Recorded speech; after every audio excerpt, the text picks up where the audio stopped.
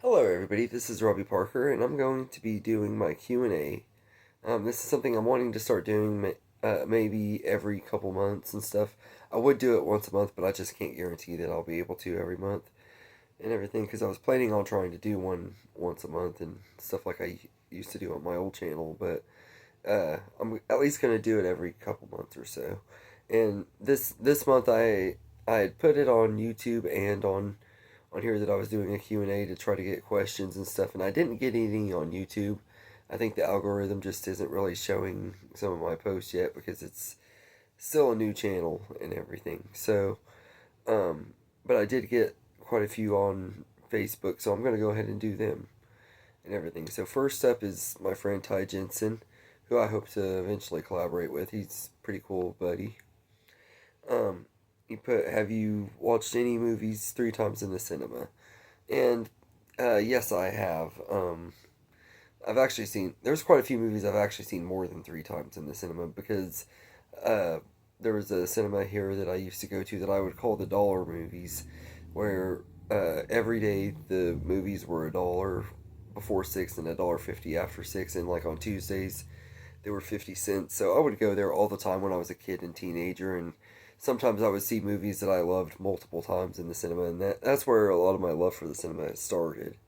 Was going to that theater and everything. I wish it was still opened or that they would reopen it and stuff because it's been closed for quite a long time. But it was an awesome little movie theater that I used to go to all the time and everything. And I used to watch movies there all the time. I think the movie that I saw the most when I was a kid was Scooby Doo and everything. I saw it like five times in the cinema, and then now I broke that record a few years ago with Spider Man No Way Home. I saw that one six times, um, and everything. But that's something that I don't really think is gonna be broken for a long, long time. It took me almost 20 years. It took me about 20 years to break it and everything. But he also put, "Have you ever walked out of any movies?" The last movie I walked out of was called Heretic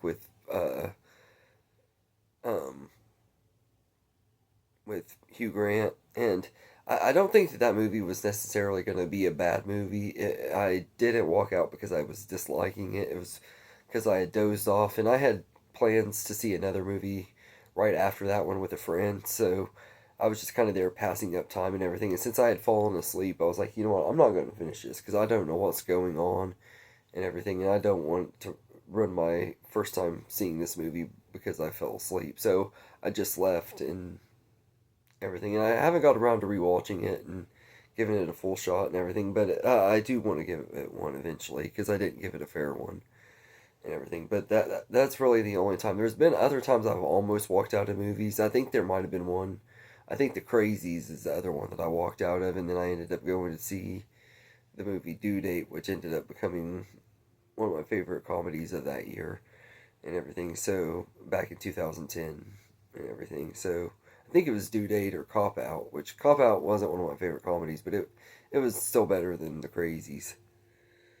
Um, Next is from my friend Abu Tarek. I hope I said your name right.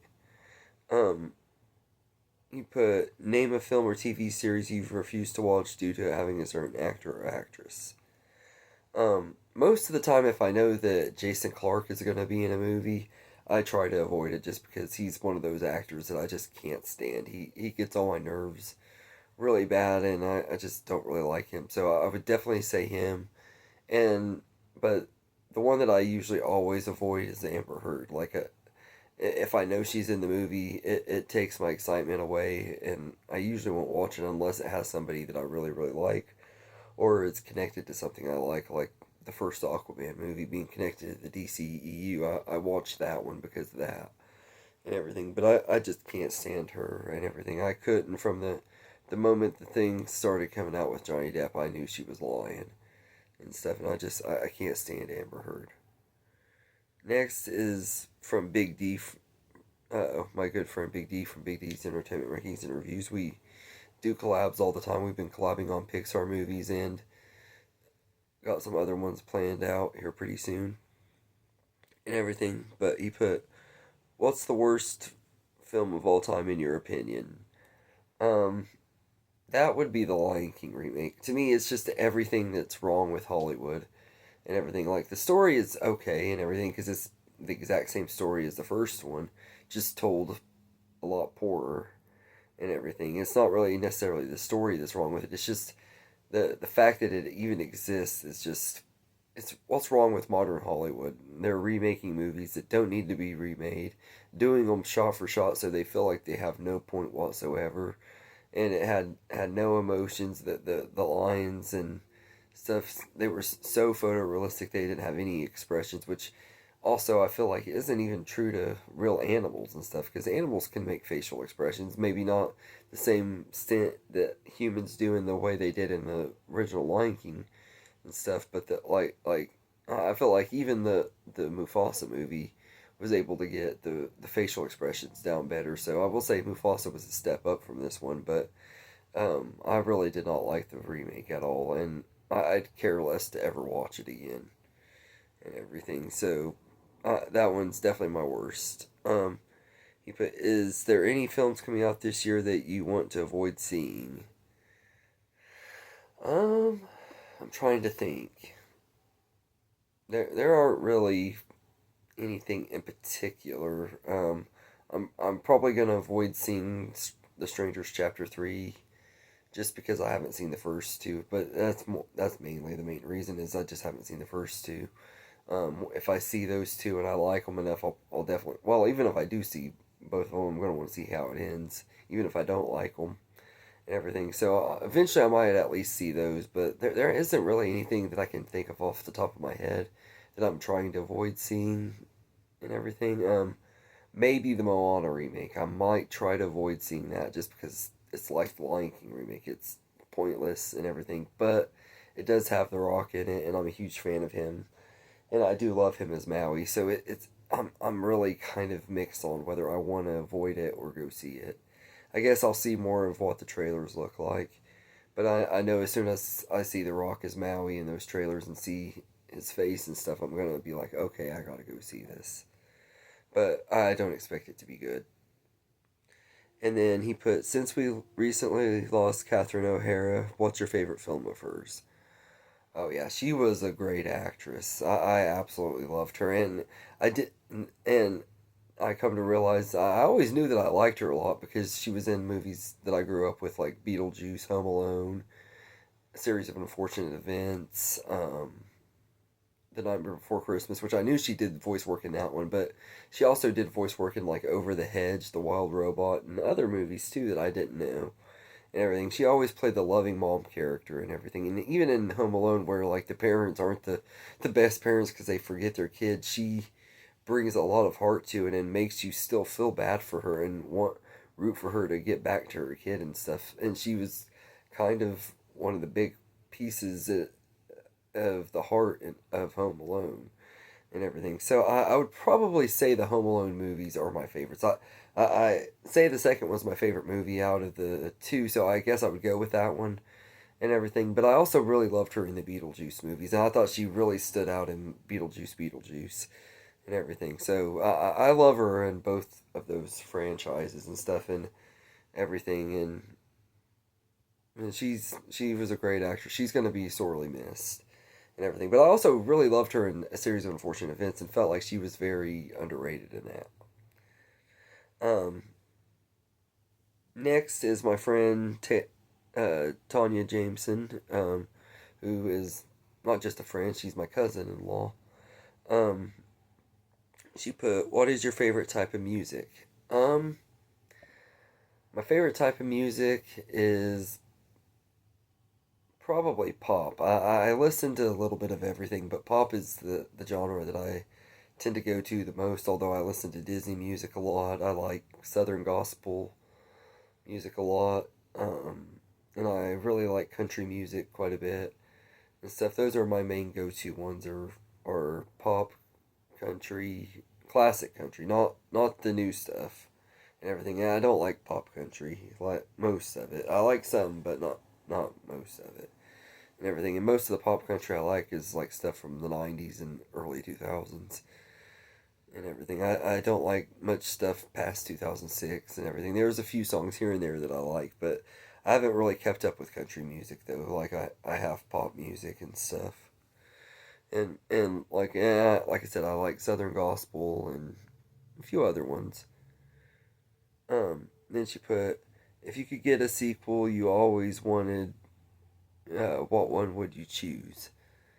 Um, I would probably have to go with Spider-Man 4, Sam Raimi's version and everything. I've always wanted there to be more Spider-Man movies from Sam Raimi with Tobey Maguire and Kirsten Dunst and everything. And I really personally just wanted another trilogy and everything. I was really hoping we were going to get another one, and we were supposed to get Spider-Man 4 and everything, and it broke my heart the day that they announced that it was never going to be made. So I think out of all the movie news that I've ever heard in the history of movie news since I've been born, the cancellation of Spider-Man was probably the biggest disappointment I ever had. So getting Spider-Man 4 would probably be the one that I would choose. And if you got stuck on a deserted island and have 10 movies with you, what 10 would you want to have? Ooh, that's a tough one because there's a lot of franchises. And I'd want to probably bring my collection of the franchise, which a lot of them I have in packs. So, for example, say the Star Wars franchise, I have those in a pack. So I would bring that because you can't just have one Star Wars movie. But yeah, Star Wars, Shrek, Toy Story, Harry Potter, Spider Man, Finding Nemo, Grease, Chitty Chitty Bang Bang, The Wizard of Oz, of course, and um, Jurassic Park. Those are the ones I would name. And then the last one is from my mother-in-law, Jennifer Whitaker, and she had three questions. She said the first one is, "What do you consider the best horror movie series?" The best one, uh, probably Child's Play is my favorite one. The one that I feel like is the most consistent is either Terrifier or Final Destination. I feel like both of those are franchises that have no bad movies at all, or ones that I felt like were even disappointing and stuff. Like Final Destination does have Final Destination 5, which I find to be kind of hard to watch, but that's because the eye scene just really bothers me. It's not really because I think it's a bad movie and everything. And I don't like some of the rules in there about like taking a life and stuff and everything, although it is kind of a unique concept for the franchise and everything. And then but the Child's Play franchise is probably my favorite, and everything, although it does have a couple of lows with the fifth movie, Seed of Chucky, and season 2 of the show, both kind of being not that great. And then she put, "What do you consider the worst horror movie series of all time?" I would have to go with either The Exorcist or Hellraiser. Like The Exorcist has the first movie, which is one of the greatest horror movies ever made, and then everything that came out after it didn't need to exist and everything. To me, it was just one of those franchises that should have never been a franchise and everything. But I could also say that on Jaws as well. I don't think Jaws needed to be a franchise. I feel like Candyman really didn't either, and um, neither did Hellraiser. But I feel like Hellraiser might be the worst one. Like it had a lot of really bad movies, and there's a lot of them. So I might just go with that one, just because there were so many of them. But they did have a few good movies in that franchise. But I feel like there was more good in that one than there was any of the other ones I named. Um, Too. So it's hard to say. Like I said, maybe The Exorcist though. Because there is, like I said, there hasn't been a good one since the original, and I don't expect there to ever be another good one and everything. And I really hope that this movie that Mike Flanagan is doing doesn't ruin his career and everything, because The Exorcist is one of those franchises that doesn't need to continue. There was no need to ever continue it and everything. I know Exorcist 3 has a cult following, but I don't even like that one either. But anyway, let me know in the comments uh, what you thought of the answers and stuff. If you want, you can give me some more questions and stuff, and I'll answer them in my next Q&A. I'll try to do it maybe sometime in late March or early April is the plan and stuff. So just let me know, and I hope you enjoy this video, and have a good day, everybody.